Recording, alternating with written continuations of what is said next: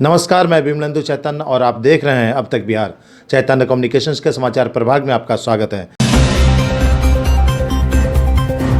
मौजूद हैं एक ऐसे शोरूम में जो ऑस्ट्रिया की सबसे बड़ी company motor bike company KTM है। KTM के शोरूम में बीते रात भीषण आग लग गई, जिसमें लगभग 1 करोड़ रुपए से अधिक की संपत्ति जलकर खाक हो गई है। शुक्र है इस बात का कि इस भवन में रहते थे KTM शोरूम के मालिक का पूरा परिवार। किसी तरह इन लोगों की जान तो बच गई, लेकिन करोड़ों की संपत्ति कर खाक हो गई। हमारे साथ मौजूद हैं KTM शोरूम के मालिक रोहित गुप्ता।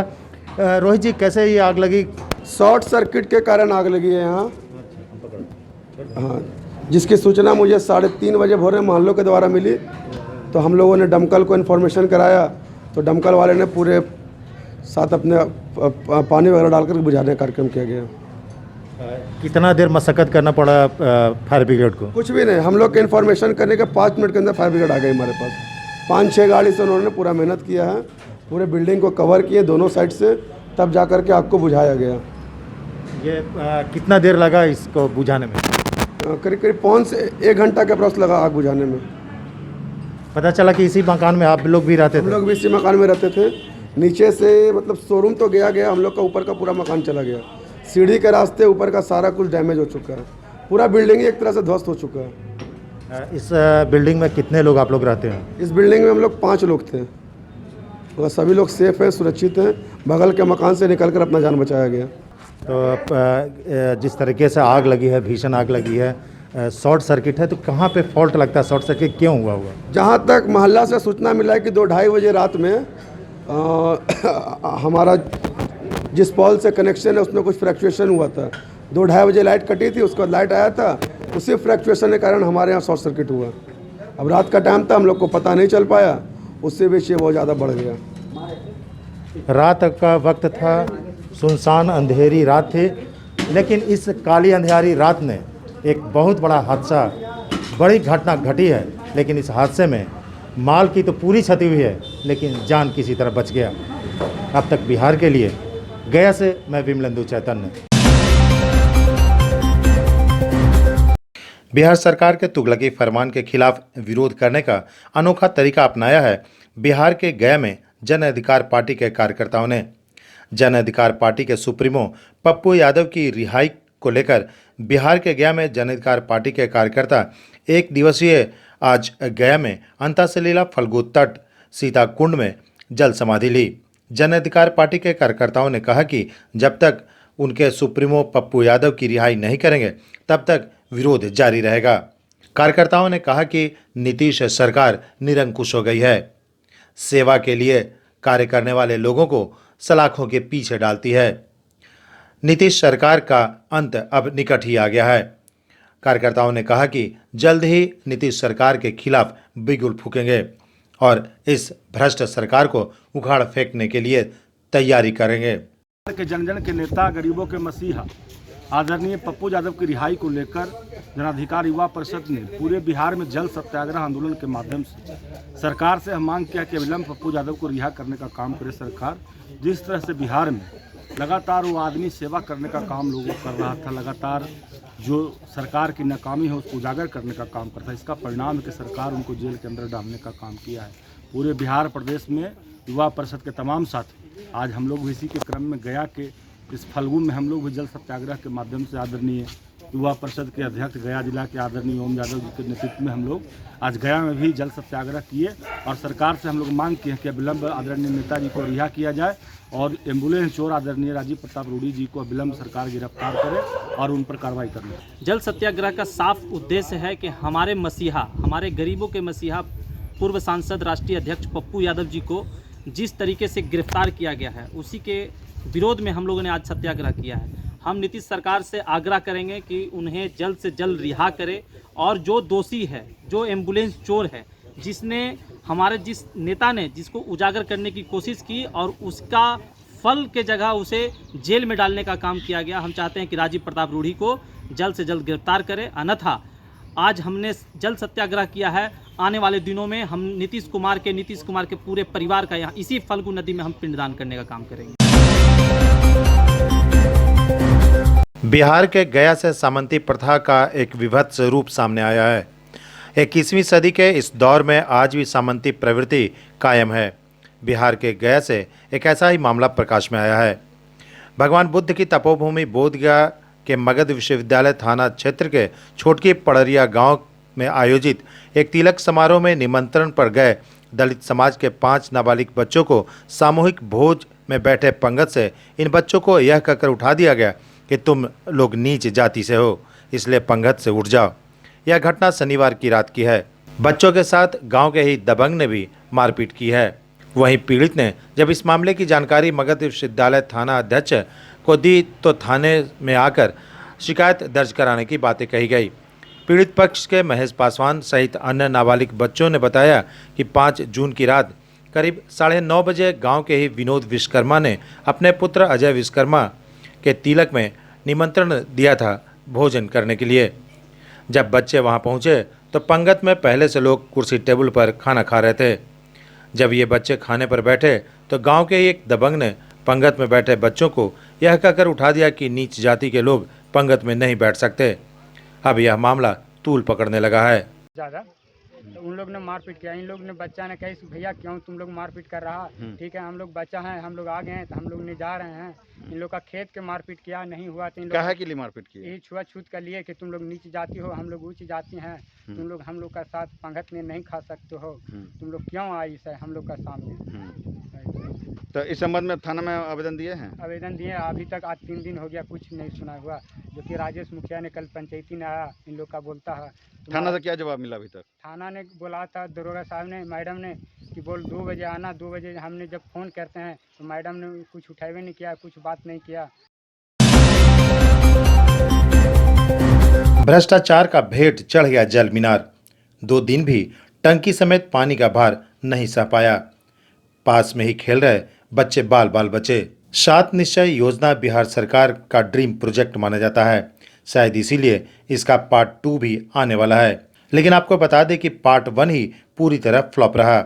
7 निश्चय के अंतर्गत हर घर नल, हर घर जल पहुंचाना था, लेकिन लगातार यह योजना फ्लॉप रही। कहीं जल मीनार गिर जा रहा है तो कहीं समय पर पानी नहीं मिल पा रहा है। मामला गया जिला के बाराचट्टी प्रखंड अंतर्गत जहाज पंचायत के महादलित टोला ग्राम दहवा के वार्ड नंबर 3 का है, जहां 7 निश्चय के तहत हर घर नल, हर घर जल पहुंचाने के लिए जल मीनार का निर्माण कराया गया था, जो महज 2 दिन में ही भर भरा कर गिर गया। पानी से भरे टंकी का भार भी नहीं सह पाया जल मीनार। पूरी तरह भ्रष्टाचार का भेंट चढ़ गया। जल मीनार के निर्माण में घटिया सामग्री का इस्तेमाल किया गया और उसकी गुणवत्ता नहीं जांची गई। यही वजह है कि इस तरह की घटनाएं 7 निश्चय के तहत आम हो चुकी है। वार्ड सचिव संजय कुमार यादव ने बताया कि लगभग 9 लाख रुपए की लागत से निर्माण कराई गई थी। जहाज पंचायत का दहवा गांव पूरे महादलित टोले की बस्ती है, इसलिए महादलित होने के खामियाजे को भी ग्रामीण भुगत रहे हैं। साथ ही आपको ये भी बता दें कि बाराचट्टी विधानसभा से वर्तमान विधायक पूर्व मुख्यमंत्री जीतन राम मांझी की समधिन ज्योति देवी हैं। बड़ी घटना को अंजाम दे सकता था यह जल मीनार। ऐसे में हम कह सकते हैं कि जल मीनार के आसपास छोटे बच्चे खेल रहे थे, लेकिन अचानक पानी की टंकी गिरने की वजह से संयोगवश बच्चे बच गए। कोई बड़ी हादसा हो सकती थी।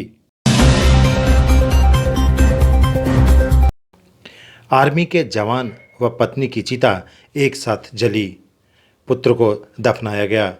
आर्मी सम्मान के साथ विष्णुपद शमशान घाट पर अंतिम संस्कार किया गया।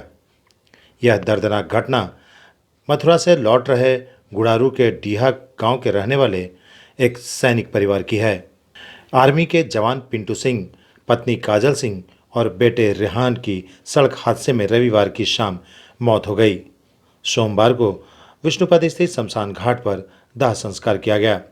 ऊटीए के जवानों ने जवान के शव को सलामी और पुष्प चक्र अर्पित कर आर्मी सम्मान के साथ अंतिम विदाई दी। आर्मी के जवान पिंटू सिंह, उनकी पत्नी काजल सिंह एक ही चिता पर जली और पुत्र को दफनाया गया। महज 35 वर्ष की आयु में पिंटू सिंह के साथ इस दर्दनाक घटना ने लोगों को झकझोर कर रख दिया। मृतक पिंटू सिंह के भाई सुचित सिंह ने बताया कि उनका भाई पिंटू मथुरा आर्मी कैंट में तैनात था। रविवार को मथुरा से कार के माध्यम से डीहा अपने गांव लौट रहा था। कार में पिंटू के अलावे उनकी पत्नी काजल सिंह, बेटा रेहान और बेटी श्रेया साथ थी। रास्ते में कैमूर के निकट दुर्गावती के पास एक डंपर उनकी कार पर उलट गया। इस घटना में पिंटू सिंह, काजल सिंह और रेहान सिंह की घटनास्थल पर ही मौत हो गई। घटना की सूचना मिलते ही आर्मी के अधिकारी मौके पर पहुंचे। सेना के जवान पिंटू सिंह और उनके परिवार के शव को आर्मी कैंट लाया गया, जहां एमएच हॉस्पिटल में उन्हें मृत घोषित कर दिया गया। सारी प्रक्रियाएं समाप्त होने के बाद शव को परिवार वालों को सौंप दिया गया। शमशान घाट पर आर्मी सम्मान के साथ शव को अंतिम सलामी दी गई। पिंटू सिंह और उनकी पत्नी के शव को अंतिम संस्कार एक ही साथ किया गया, वहीं रेहाना को दफनाया गया। इस मौके पर डीहा और आसपास के गांव के लोग बड़ी संख्या में मौजूद थे। सबकी आंखें नम थी। लोगों ने बताया कि पिंटू सिंह नया घर बनवाए थे, गृह प्रवेश के लिए लौट रहे थे गांव, लेकिन क्या पता था कि कुदरत कुछ और खेल खेलेगा। इस दर्दनाक घटना में आर्मी के जवान की मौत के बाद लोग सदमे में हैं। अब तक बिहार ब्यूरो रिपोर्ट मथुरा गया। में कार्यरत है। मथुरा से छुट्टी मिला तो घर आ रहा था, गया। भभुआ के पास एक जगह है जहाँ दुर्गावती जगह है, जहाँ एक ट्रक ने इसको ओवरटेक करके इसको पीछे से धक्का मारा। धक्का मारने के बाद ये गाड़ी पलट दिया और उसी पे वो ट्रक पलट गया। छड़ी लोड हुआ ट्रक था, उसी पे पलट गया, जिसमें 3 लोग, पिंटू सिंह, उसकी वाइफ काजल सिंह और बेटा रेहान स्पॉट डेड कर गए। एक सिर्फ इसकी बेटी उसमें बची है, श्रेया सिंह। यही इसका घटना। कहाँ सौदा वगैरह? दाह संस्कार विष्णुपत में हो रहा। हम लोग उसके बाद आए एमएच, ये आर्मी में है और नायक के पद पर ये कार्यरत है। एमएच में आए, एमएच में इसकी सारी रिपोर्ट बना। उसके बाद हम लोग इसका बॉडी सौंपे। अभी इनके यूनिट से आदमी आए हुए थे जो इनको गार्ड ऑफ ऑनर दिए यहाँ पे, दे के फिर हम लोग को बॉडी सौंपा। हम लोग इसका अंतिम संस्कार यहाँ पे कर रहे हैं। दोनों पति पत्नी का सब एक ही चिता? हाँ, दोनों पति पत्नी का सब एक ही चीता पे हम लोग कर रहे हैं। कहाँ ये थे? ये थे विभाग में थे? मथुरा में थे, नर्सिंग असिस्टेंट में थे। इनकी बहाली हुई थी, उसके बाद इनको प्रमोशन होके ये नाइक बने थे। अभी नाइक बन के घर पे इनका गृह प्रवेश का तैयारी चल रहा था, उसी सिलसिले में छुट्टी लेके घर आ रहे थे। पिंटू, ये बहुत सी गरीबी है। हमारे गांव के भाई समान थे और बहुत दुखद घटना है। और दुख की घड़ी में ये हम लोग यहाँ आए हैं और ख़ास करके मैं भगवान से मैं इनकी आत्मा की शांति के लिए मैं प्रार्थना करता हूँ कि इनकी आत्मा की शांति मिले।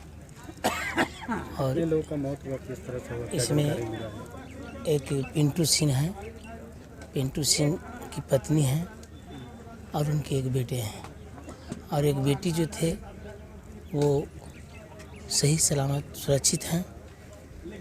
और उस गाड़ी में जो घटना हुई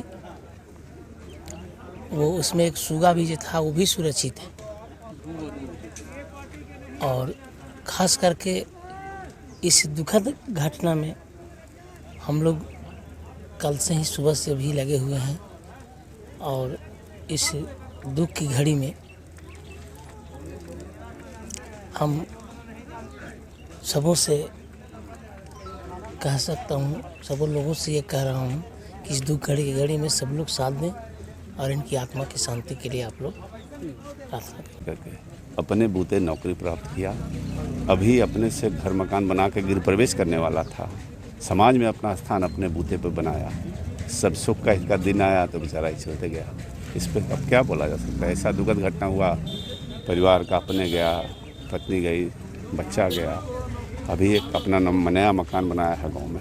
कहाँ पर बना रहे थे? डीहा गांव में, जहाँ डीहा गांव है, गुरारू ब्लॉक में डीहा गांव है, डीहा पंचायत का अपना मकान बनाया। वहीं अभी 1 महीने का छुट्टी लेके आया था गृह प्रवेश करने के लिए, और ये दुखद घटना हो गया। कब था गृह प्रवेश? ये गृह प्रवेश अभी आ करके तय करना था इसको। मकान वगैरह सब बन गया है इसका, अभी आ करके तय करके इसी समय में करना था। पंडित जी वगैरह से दिन उन दिखा के करना था सब कुछ। बिहार में बढ़ते अपराध की घटना की वजह से पुलिस बौनी साबित हो रही है। लगातार अपराधियों के मनोबल ऊंचे हो रहे हैं। अपराधियों का मनोबल इतना ऊंचा है कि दिन दहाड़े आपराधिक घटनाओं को अंजाम देने में पीछे नहीं हटते। ताजा घटना गया शहर के कोतवाली थाना क्षेत्र की है। तुतवाड़ी बाल्टी कारखाना के निकट बीती रात घटना घटी, जिसमें अपराधियों ने घर में लगभग 5.5 तोला सोना और 6 से 8 हजार रुपये नगद लेकर चलते बने। इस घटना के बाद पीड़ित परिवार ने कोतवाली थाने में शिकायत दर्ज कराई, लेकिन कोतवाली थाने की पुलिस अब तक नहीं पहुंची है, जिसकी वजह से पीड़ित परिवार में पुलिस के प्रति क्षोभ है। पीड़िता का कहना है कि सीसीटीवी फुटेज में चोर साफ दिख रहा है। इस घटना के पीछे आपसी रंजिश की भी बू आ रही है। पीड़िता ने वीडियो फुटेज के आधार पर जो शिकायत दर्ज कराई है, उसमें पास के ही रहने वाले व्यक्ति पर निशानदेही की गई है। सीसीटीवी फुटेज के आधार पर पीड़िता ने नामजद अभियुक्त का नाम दर्ज कराया है, लेकिन पीड़िता ने दूसरे पक्ष पर पुलिस को सहयोग करने का आरोप लगाया है। कहा कि 1 घंटा में कोतवाली आवो और नहीं तो तुम पर अभी जो भी सामान है सब बिक बाक करके अभी तुम लोग को अभी और अति करेंगे। तो हमने शटर गिरा करके सीधे हम कोतवाली गए। 4 घंटा हमें कोतवाली में बैठाया गया। उसके बाद कोई हमको कागज नहीं दिखाया गया, कोई आवेदन नहीं दिखाया गया और सीधे कहा कि जाओ कल आना। कल भी और उसके सुबह बिहानी होकर के क्या हुआ, मंगलवार को जब हम पूजा करने जा रहे थे पास के मंदिर में, तो वहाँ हमें रास्ते में ही इसका लड़का जॉनी अजीत कुमार पीछा करके साइकिल से हमें वहाँ पर छेड़खानी किया और गंदी भद्दी गालियाँ देने लगा। उसके बाद हमने कोतवाली थाना को आवेदन लिखा। आवेदन लिख के कोतवाली थाना में गए। कोतवाली थाना में बाबूलाल यादव ने हमें बहुत पहले यही किया कि कुछ ये आवेदन पर कुछ नहीं होगा, ऐसे नहीं होगा, उसको बेल यहीं से देंगे, यहीं से केस होगा, जो ऐसा बहुत समझाने वझाने लगा। किसी ने कोई कुछ मतलब नहीं सुना। हम आवेदन दे करके जमा करके चले आए, उस पर भी कार्रवाई नहीं हुआ। हम आसरा 1 दिन 2 दिन देखते रहे। फिर 5 तारीख को पुलिस आई। पुलिस आने के बाद कहते हैं कि आवेदन दिए। हम बोले कि हाँ दिए जे। तो वो हमसे आवेदन जिसके नाम पर दिए उसके ना पूछ करके हम ही से उल्टा पूछ रहे हैं कि जनरेटर रखे हुए हो तो ऐसे रखे हुए हो। बिहार के गया से एक छोटे किसान का बेटा अनिल कुमार ने बीपीएससी की 64वीं परीक्षा में सफलता हासिल की है। बीपीएससी की 64वीं परीक्षा में गया के एक साधारण मध्यम वर्गीय किसान का बेटा ने सफलता हासिल कर गया का नाम रोशन किया है। अनिल कुमार गया के चंदौती गांव में रहते हैं। इनकी माता आंगनबाड़ी सेविका हैं और पिता एक छोटे किसान हैं। अनिल कुमार का सपना है आईएएस अधिकारी बनना। अनिल कुमार ने बताया कि कड़ी मेहनत और लगन के बदौलत आज हमने यह सफलता हासिल की है। उन्होंने कहा कि सफलता की सबसे बड़ी कुंजी है लगन और कड़ी मेहनत। अगर आप चाह लेंगे कि हमें किसी भी क्षेत्र में सफलता हासिल करनी है तो आपका फौलाद इरादा आपको अपने मंजिल तक जरूर पहुंचाएगा। टू ऑल ऑफ यू, मेरा नाम अनिल कुमार है और मैं कैंपस हाउस ऑफ एजुकेशन का विद्यार्थी स्टूडेंट रहा हूं काफ़ी लंबे समय से।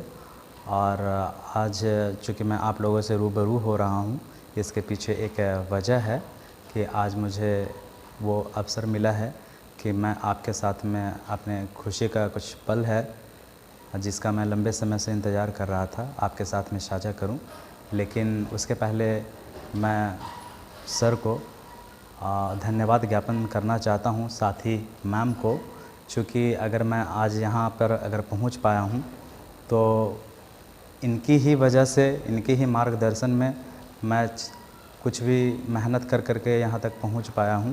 अनिल कुमार के गुरु शेषधर शंभू सर ने बताया कि अनिल कुमार बचपन से ही लगनशील और कड़ी मेहनत के कायल थे। आपको बता दें कि समाज के अभिवंचित वर्ग के होनहार बच्चों को निःशुल्क शिक्षा और मार्गदर्शन देने का कार्य हाउस ऑफ एजुकेशन कैंपस के माध्यम से शिक्षित करने का कार्य पिछले कई दशकों से शेषधर शंभू सर कर रहे हैं।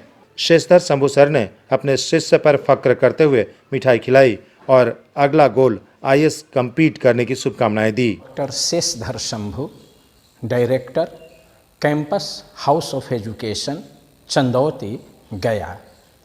जैसा कि कल बीपीएससी 64वीं का फाइनल रिजल्ट निकला है और मेरे यहाँ से कई बच्चों का यह रिजल्ट हुआ है, आज सुबह अनिल कुमार जो एक गरीब माँ बाप के बेटा हैं, वो मिठाई लेकर इस खुशी के अवसर पर आए और उनका सिलेक्शन रेवेन्यू ऑफिसर के पद पर हुआ है।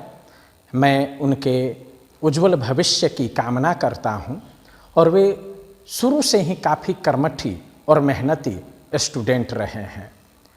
जब वे इंटरमीडिएट की परीक्षा पास कर गए थे, उसी समय मेरे पास वो आए थे और बोले कि सर मुझे ऑफिसर बनना है, आप जो कहिएगा, जो गाइडलाइन दीजिएगा, मैं उसके अनुसार मेहनत करूंगा। और वाकई उन्होंने बहुत मेहनत किया और आज इस पद पर वो चयनित तो हो गए। हालांकि अभी वो संतुष्ट नहीं है, अगला उनका लक्ष्य जो है वह IAS है और अगली बार वे IAS कंप्लीट करना चाहते हैं। मैं उनके उज्जवल भविष्य के लिए कामना करता हूँ। और वैसे मेरे छात्र जिनका 2-4 नंबर से फाइनली नहीं हुआ, वो हताश न हो, हिम्मत न हारे और फिर से लगे और अगला एग्ज़ाम वो फाइनली निकाले। धन्यवाद। विश्व हिंदू परिषद गया जिला इकाई को बिरसा सेवा प्रकल्प बिहार के बैनर तले कोल इंडिया लिमिटेड द्वारा प्रदत्त ऑक्सीजन कंसंट्रेटर दिए गए हैं, जिसका लोकार्पण एक प्रेस संवाददाता सम्मेलन के माध्यम से किया गया। कोरोना मानदंडों का ध्यान रखते हुए प्रेस वार्ता विश्व हिंदू परिषद के कार्यालय बाटा मोड़ के निकट स्टेशन रोड में संपन्न हुआ, जिसमें ऑक्सीजन कंसंट्रेटर और अन्य आपदा काल में उपयोग होने वाले यंत्रों का लोकार्पण विश्व हिंदू परिषद के जिलाध्यक्ष डॉक्टर नंद किशोर गुप्ता, गया महानगर अध्यक्ष एवं जिला पालक महेश प्रसाद सिन्हा, गया महानगर सहमंत्री अजय सिंह, विभाग अर्चक पुरोहित प्रेमनाथ टैया, महानगर उपाध्यक्ष संजय बर्णवाल सहित कई लोग मौजूद थे। इस मौके पर संबोधित करते हुए डॉक्टर नंद किशोर गुप्ता ने बताया कि इन यंत्रों का उपयोग जिले के लोगों के लिए विश्व हिंदू परिषद के दायित्वधारी कार्यकर्ताओं की देखरेख में किया जाएगा। बैठक को सोशल मीडिया द्वारा ऑनलाइन किया गया, जिससे और भी समर्पित कार्यकर्ता ऑनलाइन बैठक में शामिल हो सकें। मौजूद व्यक्तियों को जिला अध्यक्ष डॉक्टर नंद किशोर गुप्ता ने बताया कि विश्व हिंदू परिषद के कार्यकर्ता एक वॉलंटियर के रूप में प्रत्येक आपदा काल के दौरान, बाढ़ पीड़ित या फिर कोविड-19 के प्रकोप के दौरान जनहित में समय समय पर कार्य करते रहे हैं। दलित बस्तियों में भी महत्वपूर्ण कार्य दीपावली, छठ, दशहरा सहित अन्य पूजा के मौके पर भी अपनी संस्कृति का समुचित जानकारी देते हुए दलित लोगों के लिए बढ़ चढ़कर प्रेरणादायक कार्यक्रम किए गए हैं। उन्होंने बताया कि बच्चियों के लिए बाल संस्कार केंद्र, महिलाओं एवं दीदियों के लिए सिलाई केंद्र तथा कई कार्यक्रम निरंतर चलाए जा रहे हैं। गया महानगर अध्यक्ष महेश प्रसाद सिन्हा ने कंसंट्रेटर की जानकारी देते हुए बताया कि इसकी सिक्योरिटी मूल्य मात्र 10,000 रुपये रखी गई है। उन्होंने बताया कि प्रतिदिन सर्विस शुल्क 200 रुपये मात्र लिए जाएंगे, जो डॉक्टर के परामर्श पर ही लाभुकों को मिल पाएगा। शहर में मौजूद लोगों के लिए विश्व हिंदू परिषद की इस पहल को काफ़ी सराहना की जा रही है। समय समय पर विश्व हिंदू परिषद द्वारा चलाए जा रहे कार्य की समीक्षा और भूरी भूरी प्रशंसा करते हुए शहर के लोगों ने साधुवाद और धन्यवाद दिया है। आज बहुत खुशी का दिन है हमारे गया के लिए कि ये कोल इंडिया के द्वारा प्रदत्त किया गया बिरसा सेवा प्रकल्प को ये ऑक्सीजन कंसंट्रेटर के रूप में ऑक्सीजन कंसंट्रेटर दिया गया है, जिसका 10 कंसंट्रेटर हम लोग को गया में विश्व हिंदू परिषद को दिया गया है, जो हमारे विश्व हिंदू परिषद के कार्यकर्ताओं के द्वारा जो नीडी लोग हैं, जिनको ज़रूरत होगी, उनको हम लोग विश्व हिंदू परिषद के तरफ से उनको हम लोग देंगे ऑक्सीजन कंसंट्रेटर, ताकि लोगों को इसका फ़ायदा मिले। अभी जैसे कि बहुत परेशानी हुई थी कोविड-19 के टाइम में, और अभी भी वो परेशानी कुछ बरकरार है, तो लोगों को ऑक्सीजन की काफ़ी दिक्कत हुई थी। इसको देखते हुए कोल इंडिया ने हमारा जो बिरसा सेवा प्रकल्प है, उसको बहुत सारे ऑक्सीजन कंसंट्रेटर डोनेट किए हैं, और वो हम लोग के माध्यम से लोगों के बीच में जाएगा। जिसको ज़रूरत होगी उसके लिए हम लोग एक अपना नंबर होगा जो हम लोग डिस्प्ले करेंगे, उससे वो लोग संपर्क करके, और जिनको ज़रूरत होगी हम लोग ये कंसंट्रेटर देंगे। तो आज हम लोगों का उद्देश्य मेन यही था कि हम लोग इसकी जानकारी लोगों को दें, शहर के लोगों को दें। आसपास में गांव के ही लोग भी हैं, जिनको ज़रूरत हो इस तरह की, वो हम लोग से कंसल्ट करके, हम लोगों से मिल के संपर्क करके और हम लोग उसे ले जा सकते हैं। और जिनको भी ऑक्सीजन का समस्या गया शहर में होगा तो उनको हम लोग ऑक्सीजन कंसंट्रेटर देंगे। इसमें गैस वगैरह भरवाने की कोई आवश्यकता नहीं है।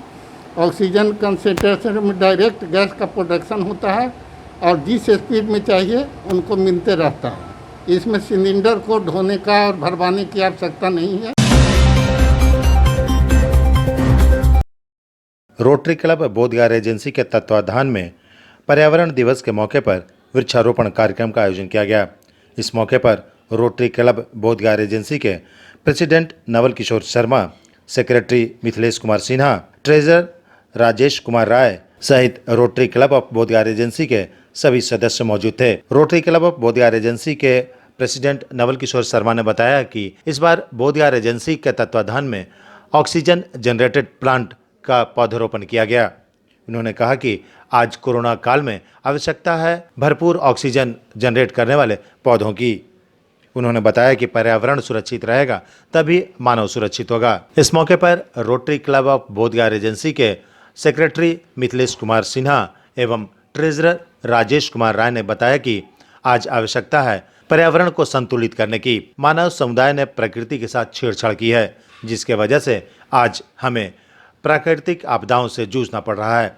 उन्होंने बताया कि प्राकृतिक आपदाओं से बचने के लिए वन एवं जंगल को बचाना अति आवश्यक है। Rotary Club of Bodhgaya agency द्वारा आयोजित पर्यावरण दिवस के मौके पर शाम कुछ खास रही। शाम को नवल किशोर शर्मा, जो Rotary Club of Bodhgaya agency के प्रेसिडेंट हैं, उनका 62वां वर्षगांठ भी मनाया गया।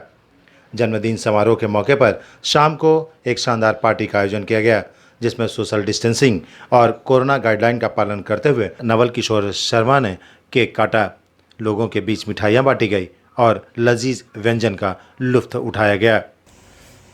मैंने सौभाग्य की बात, ये बहुत ही सौभाग्य की बात है कि आज विश्व पर्यावरण दिवस भी है और मेरा बर्थडे ओकेज़न भी है। आज हालांकि ये 87 में विश्व पर्यावरण दिवस का मान्यता मिली थी 1987 में, लेकिन हमारा जन्म तो 1960 में हुआ था, 1960 में, 5 जून 1960 को। और ये संयोग रहा कि विश्व पर्यावरण दिवस हमारे बर्थडे जन्मदिन के दिन को ही सेलेक्ट किया गया। हम उन यूएसए, अमेरिका और पूरे विश्व, जिसमें 217 देशों ने भाग लिया था, 217 देशों ने भाग लिया था और समर्थन किया है, हम सबके आभारी हैं। आज हम लोग सुबह मॉर्निंग में सुबह 7 बजे ये पर्यावरण दिवस के शुभ अवसर पे हम लोग बहुत सारे रोटेरियन, वर्ल्ड इन्वायरमेंट डे के अवसर पे हम लोग ने ऑक्सीजन जनरेटेड प्लांट्स, क्या हो रहा है आज, बहुत से लोग ऑक्सीजन की कमी के वजह से कोविड में जिनकी नहीं बच पा रहे हैं, तो वो ऑक्सीजन जनरेटेड प्लांट अगर हम लोग घर में रखते हैं, इंडोर में रखते हैं, तो हम लोग के पास ऑक्सीजन की कमी नहीं होगी।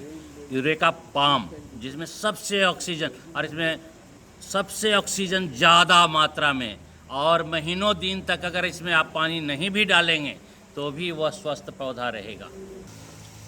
सर, ये बहुत बड़ी बात है कि इस प्लेटफॉर्म पे आ करके हम लोगों ने इन्वायरमेंट के लिए इतना बेहतर और इतना बढ़िया काम किया। आज हम लोगों ने मोर देन 100 प्लांट्स लगाए हैं, इंडोर प्लांट्स, और सारे हमारे रोटेरियन फ्रेंड्स बोधगया एजेंसी के जितने भी हैं वो सारे यहाँ पे उपस्थित थे, और सब लोगों ने एक एक प्लांट्स को कीप किया है कि नहीं, हम लोग इस प्लांट को लगाए ही नहीं है, इस प्लांट को हम लोग पोषण करेंगे कि आगे इसमें वृद्धि हो, हम इसको बनने नहीं देंगे।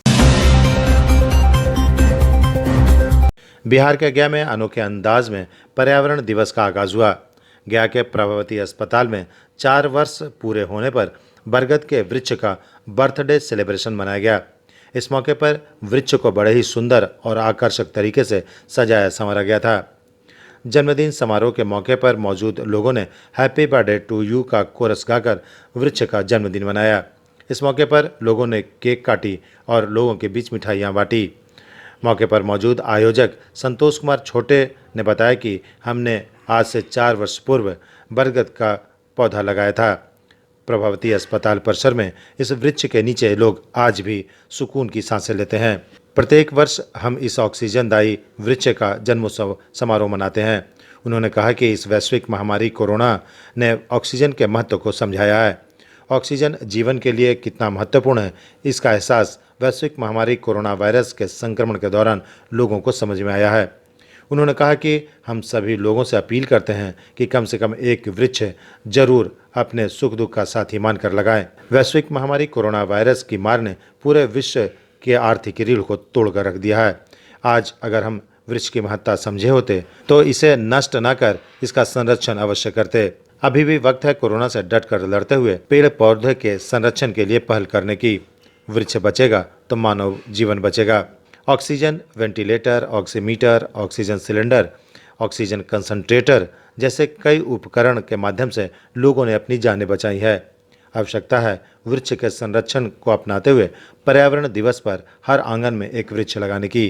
तभी प्रकृति का संतुलन बिगड़ने से बचेगा और मानव जीवन पर छाए मौत के काले बादल छटेंगे। आज इसका 4 वर्ष पूरा हुआ है, तो मैं सोचा क्यों ना सभी लोग अपने परिवार, अपने दोस्त साथी का हैप्पी बर्थडे मनाते हैं। क्योंकि मैंने इस पेड़ को लगाया था, 4 वर्ष पूरा हो रहा है, तो हमको भी लगा कि आज हम अपना पेड़ का हैप्पी बर्थडे मनाते हैं। अब देख रहे हैं कि सभी दोस्त भाई परिवार के साथ मिलकर हैप्पी बर्थडे मना रहे हैं। और पेड़ हमारा पेड़ नहीं है, ये हमारा परिवार है। मैं इसको परिवार की तरह सेवा करके 4 वर्षों में आप देख रहे हैं कि सभी लोग इस पेड़ के छांव में खड़े हैं, तो हमको बहुत खुशी हो रहा है कि पेड़ लगाया गया है, इतने लोग छांव में खड़े हैं। कल ही ऑक्सीजन देगा। अभी कोरोना जैसे महामारी से बचने के लिए अगर सबसे ज़्यादा ज़रूरत है तो ऑक्सीजन का। ऑक्सीजन तभी मिलेगा जब हमारा पेड़, बरगद का पेड़, पीपल का पेड़ या कोई भी पेड़, जब तक हर घर के बच्चे, हर घर में एक एक पेड़, हर व्यक्ति एक एक पेड़ जब तक नहीं लगाएगा तो ऑक्सीजन नहीं मिल पाएगा। ऑक्सीजन नहीं मिलेगा तो अभी का स्थिति आप देख रहे हैं। पर्यावरण दिवस के मौके पर रोटरी क्लब ऑफ गया सिटी के तत्वाधान में पौधरोपण का कार्यक्रम आयोजित किया गया।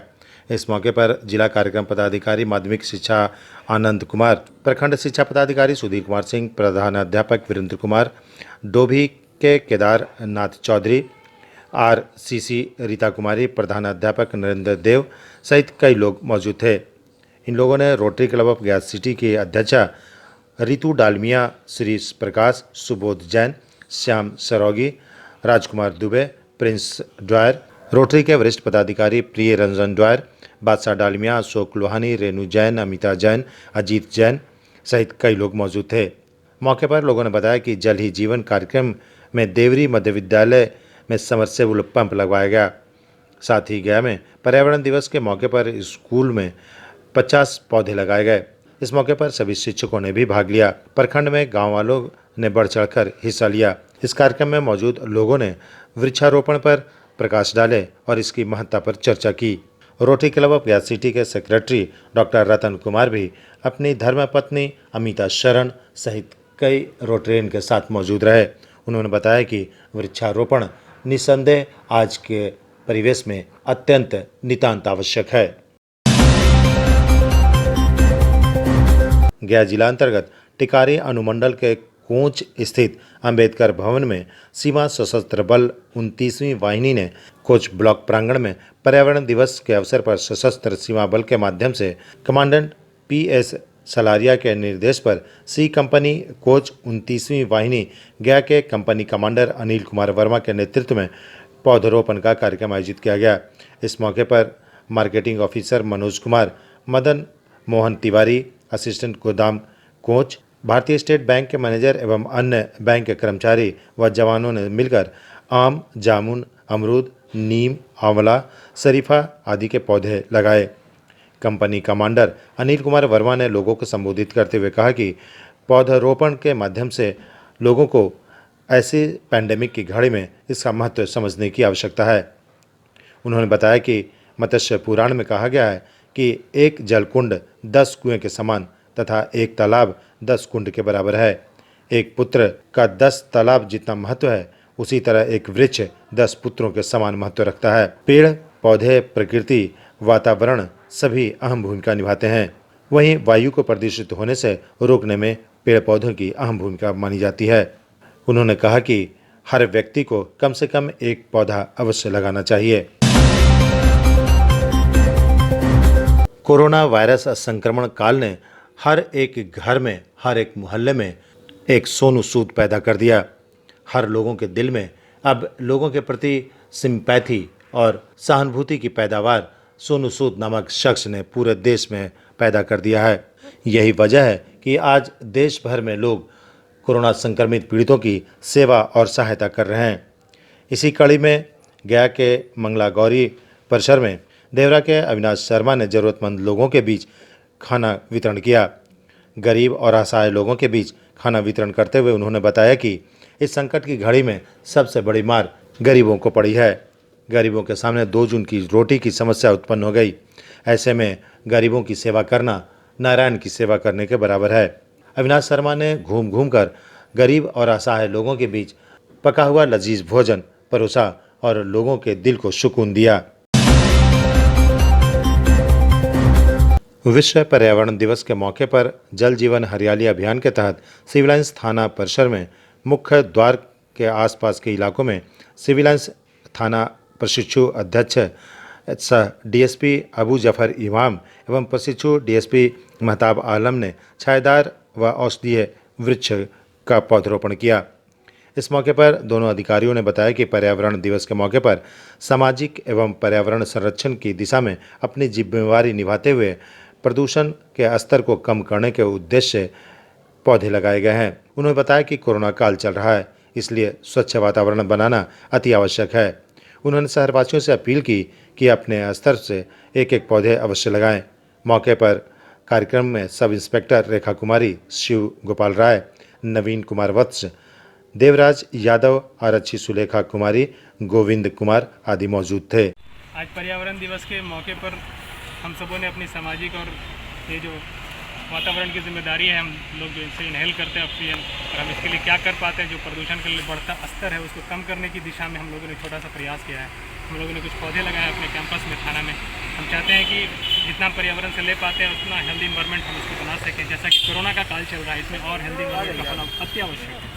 तो इस दिशा में हमने एक छोटा सा प्रयास किया है, पहल किया है, और हम सभी अपने गयावासियों से आग्रह करते हैं कि आप भी अपने अपने स्तर से एक एक पौधे जरूर लगाएं। बिहार के गया से मानवता को शर्मसार करने वाली घटना की खबर आ रही है। महज 4 साल की बच्ची के साथ हैवानों ने जघन्य बलात्कार किया और उसके बाद उसकी हत्या कर दी।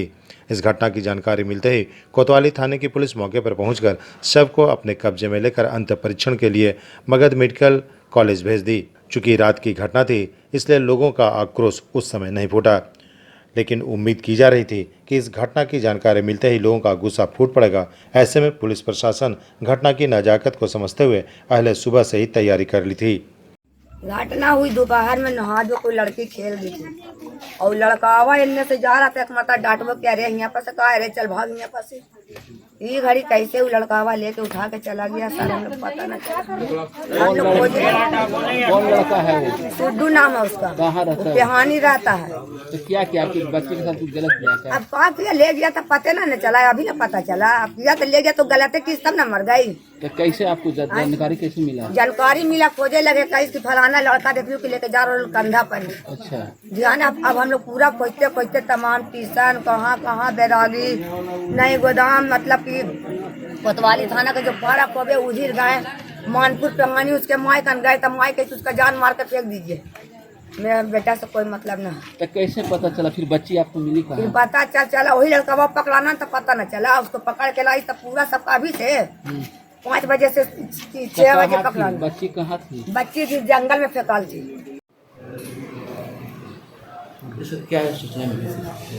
तो 1 घंटा पहले अब से लगभग 9:30 बजे के आसपास हम लोगों को सूचना मिली कि पंचायती अखाड़ा के पास किसी आदमी को लोग मार पीट रहे हैं। तो हम लोग थाना के साथ हम लोग गए तो देखे कुछ आदमी को मारपीट किया हुआ था और वो इंजर्ड अवस्था में पड़ा हुआ था। इसको तुरंत हम लोग एक ऑटो से पिलग्रिम हॉस्पिटल भिजवाए और फिर और आगे पूछताछ किए तो पता चला कि कोई एक लड़की 3.5 बरस के लगभग वो गायब हो गई थी 1 बजे के आसपास और उसी का डेड बॉडी मिला हुआ है और लोगों को शक उसी व्यक्ति पर था जिसको उन्होंने मारपीट किया था। और अपने शहर की खबरों के साथ जुड़े रहने के लिए हमारे चैनल अब तक बिहार को सब्सक्राइब कर बेल आइकन जरूर दबाएं। अब तक बिहार, खबर वही जो अब तक दिखाए।